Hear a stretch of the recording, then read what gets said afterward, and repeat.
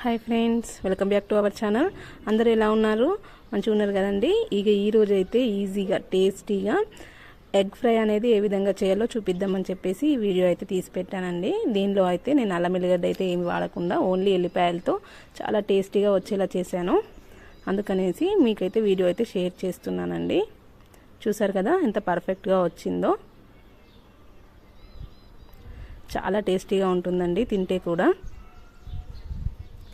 దీనికి కావాల్సిన పదార్థాలు ఏంటో చెప్పే ముందు ఫస్ట్ టైం మన ఛానల్ చూస్తున్న వాళ్ళు ఎవరైనా ఉంటే ఛానల్ సబ్స్క్రైబ్ చేసుకోండి, లైక్ చేయండి, షేర్ కూడా చేయండి. ఇలా ఎగ్స్ అయితే తీసేసుకొని ఫస్ట్ వాటర్ పోసుకొని ఎగ్స్ని అయితే మంచిగా కడుక్కోండి. ఒక పెద్ద బగోన్ తీసుకొని అందులో వాటర్ వేసేసి ఎగ్స్ కూడా వేసుకోండి. వాటర్ అనేవి ఎగ్స్ మునిగేంత వరకు వేసుకోండి. అప్పుడే ఎగ్స్ అనేవి పలగకుండా మనకు నీట్గా పర్ఫెక్ట్గా వస్తుంది. చూసారు కదా, ఇందులోనే కొంచెం సాల్ట్ కూడా వేసేసుకోండి. పొట్టు అనేది మనం తీసేటప్పుడు ఈజీగా వస్తుంది. ఎగ్ టేస్ట్ కూడా సాల్టీగా చాలా టేస్టీగా ఉంటుంది కదా. ఎగ్స్ అనేవి చాలా బాగా ఉడికిపోయినవి కాబట్టి ఇప్పుడు మనం స్టవ్ ఆఫ్ చేసి వీటి పొట్టు అయితే తీసేసుకుందాం. చూసాం కదా, మనం సాల్ట్ వేసాం కదా, అందుకే పొట్టు అనేది ఈజీగా త్వరగా ఊడొచ్చేస్తుందండి. ఎగ్స్ అనేవి పొట్టుని కొంచెం చల్లగైనాక తీయండి, త్వరగా వచ్చేస్తుంది. చూడండి పర్ఫెక్ట్గా వచ్చింది కదా. నేను అన్ని ఎగ్స్ పొట్టు అయితే అలాగే తీసేసుకున్నా. చూసారు కదా, ఒక్కటి కూడా పగలలేదండి. ఎగ్ అనేది పర్ఫెక్ట్గా వచ్చింది కాబట్టి కొంచెం సాల్ట్ అనేది యాడ్ చేసుకోండి. నేనైతే ఎగ్స్ని చిన్న చిన్న వక్కలు చేయకుండా అలా మధ్యలో ఘాట్స్ అయితే పెట్టుకుంటున్నాను. ఎందుకంటే ఉప్పు కారం అనేది అలా ఘాట్లు పెట్టుకుంటే మంచిగా ఎగ్గులోకి పోతుందని చెప్పేసి అలా ఘాట్లు అయితే పెట్టుకుంటున్నాను. మీ ఇష్టం, మీరు కావాలంటే ఎగ్గుని రెండు వక్కలు కూడా చేసుకోవచ్చు. నేనైతే అలా ఘాట్లు పెట్టే తీసుకుంటున్నాను. అలాగే అన్ని ఎగ్స్కి అలాగే ఘాట్లు పెట్టేసుకుంటే సరిపోతుంది. ఇక దీనికి కావాల్సినవి ఏంటో కూడా చూపిస్తాను. దీనికైతే 2 ఉల్లిగడ్డలు తీసుకున్నానండి. ఒక ఎల్లిగడ్డ కూడా తీసేసుకోవాలి. కారము, ఒక 4 పచ్చిమిర్చీలండి, కొంచెం గరం మసాలా, సాల్ట్ కూడా తీసుకుంటే సరిపోతుంది. ఇక వీటన్నిటిని కట్ చేసుకొని చూపిస్తానండి.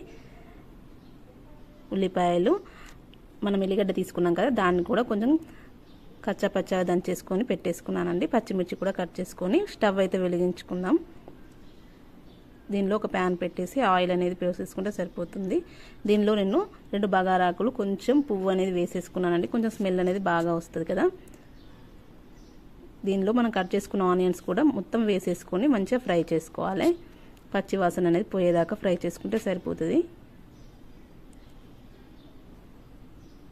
ఇవన్నీ ఆనియన్స్ అనేవి మంచిగా గోల్డెన్ కలర్ వచ్చేదాకా ఫ్రై చేసుకోండి. ఇందులోనే పచ్చిమిర్చి కూడా వేసేసుకొని కొంచెం సాల్ట్ కూడా వేసుకుందాం.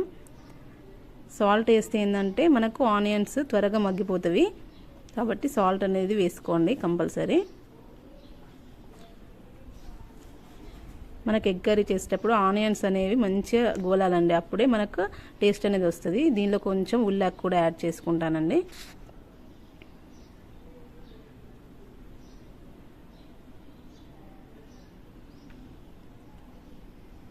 అడగంటకుండా ఉండడానికి అప్పుడప్పుడు కలుపుకుంటూ ఉండండి.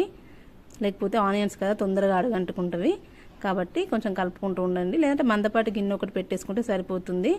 దీనిలో ఇప్పుడు మనం వెల్లుల్లి కూడా వేసేసుకుందాం. ఇది కూడా మంచిగా గోలాలండి, అప్పుడు మంచి స్మెల్ అనేది వస్తుంది మనకి. అల్లం ఎల్లిగడ్డ పేస్ట్ వేసుకోవడం కంటే ఇలా వెల్లుల్లి దంచి వేసుకుంటేనే మనకు టేస్ట్ అనేది మంచిగా వస్తుందండి. మంచిగా కలుపుకోండి. మనకి ఎల్లిపాయ కూడా మాడిపోకూడదు, మాడిపోతే మళ్ళీ టేస్ట్ అనేది చేంజ్ అయిపోతుంది. కాబట్టి దూరగా అయ్యేదాకా వేయించుకుంటే సరిపోతుంది. దీనిలో కొంచెం ఇప్పుడు పసుపు యాడ్ చేసుకుందాం. వీటన్నిటిని మంచిగా కలిపేసుకుందాం. చూసారు కదా, మంచిగా ఫ్రై అయిపోయినవి. ఇప్పుడు మనం కట్ చేసి పెట్టుకున్నాం కదా ఘాట్లు పెట్టుకొని, ఆ ఎగ్స్ ఇందులో వేసేసుకుంటే సరిపోతుంది. మనం ఎటైతే ఘాట్లు పెట్టుకున్నామో అటు సైడ్ వేసుకోండి.